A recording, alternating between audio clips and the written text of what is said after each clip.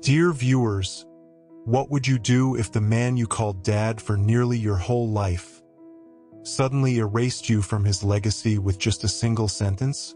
Before I begin, don't forget to like, subscribe, and share this video.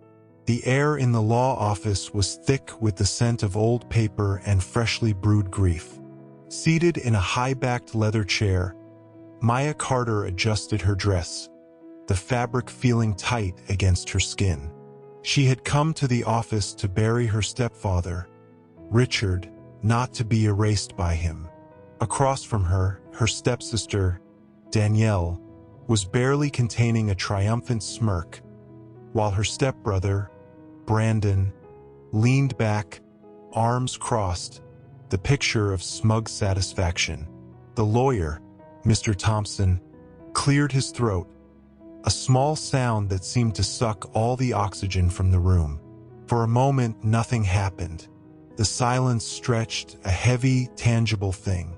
Then, Mr. Thompson's voice, a steady monotone, broke the stillness as he began to read Richard's last will.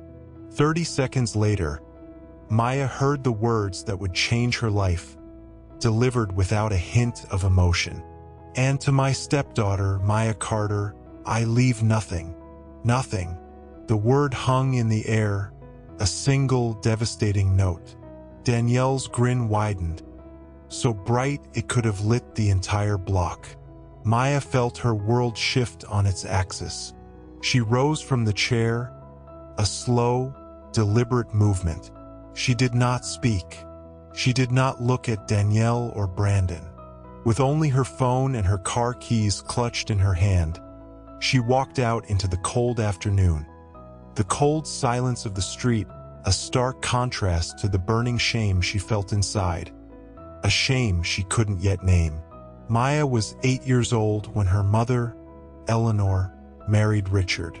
Eleanor had called him her bonus dad, but to Maya he was just Mr. Fix-It. He was the one who patched the leaky roof, who got the old car running again with a few well-placed taps, and who carefully pasted his face into the family photo albums, a testament to the family he was building. Maya's biological father, an army soldier, had died overseas serving their country, so Richard was the only father she had ever really known. He was the man who taught her how to bait a hook on their annual fishing trips to the lake, how to balance a checkbook with a meticulous ledger, and how to say sorry first, even when it hurt. She thought all those lessons meant she was safe, that his love was a guarantee. When Eleanor passed away from a sudden illness during Maya's junior year of college, Richard had kept his word. He paid her tuition without a second thought.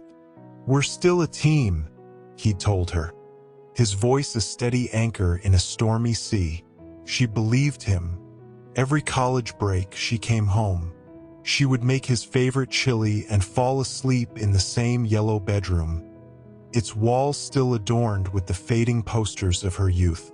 Meanwhile, her step-siblings, Danielle and Brandon, louder, older, and always his blood, treated the house like an ATM, coming and going, demanding and taking. But Maya didn't care. She thought she had love, or so she believed. The funeral was still heavy in her lungs, a deep ache she carried with her.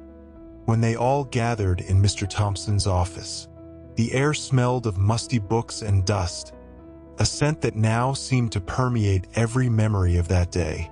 Her heart was a frantic drum against her ribs, so loud she could barely make out the lawyer's opening words.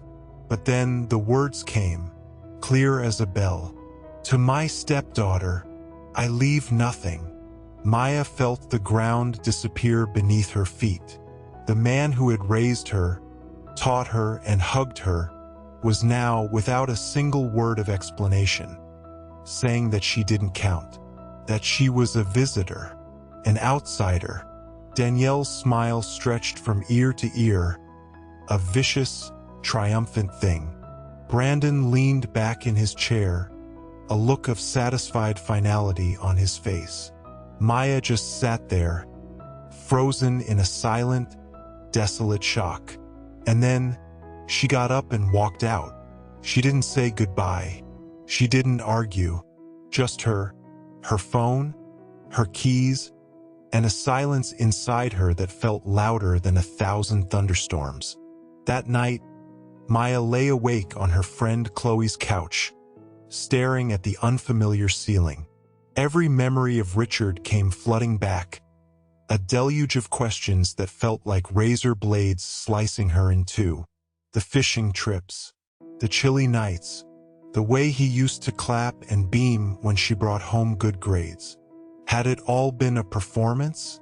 Had he only kept her close for Eleanor's sake? Was their connection, the one she had thought was so real, just a lie built on the foundation of someone else's love? She texted Danielle. No reply.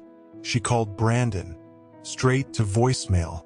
The silence from the two people she had once called family was as deafening as the silence from Richard's will. The family she thought she had was gone. The people she had been a part of were now just strangers who lived in a house she no longer belonged to. She was alone, completely alone. The weeks that followed the will reading blurred together into a hazy, miserable struggle. Maya sold her clothes on a consignment app just to make rent. She skipped meals, her stomach a hollow, aching void. One evening, she sat alone in her car in a grocery store parking lot, unable to bring herself to walk past the food she couldn't afford. The tears came first, hot and fast. She screamed into the steering wheel until her throat burned, a raw, animal sound of rage and betrayal. And when the screaming had passed, she slumped against the seat, whispering the words she never thought she'd say. I hate you, Richard. Can you imagine? Hating the man you once called Dad? But in that moment, the hatred felt like the only real thing she had left. But rock bottom, as they say, has a way of forcing you to climb. The pain she felt became the fuel. The anger became the engine. Instead of succumbing to her despair, Maya picked up 2 part-time jobs, one as a barista and another as a server. She studied at night, poring over her online classes. She leaned on the friends who felt more like family than blood ever did. Every paycheck, she saved just a little.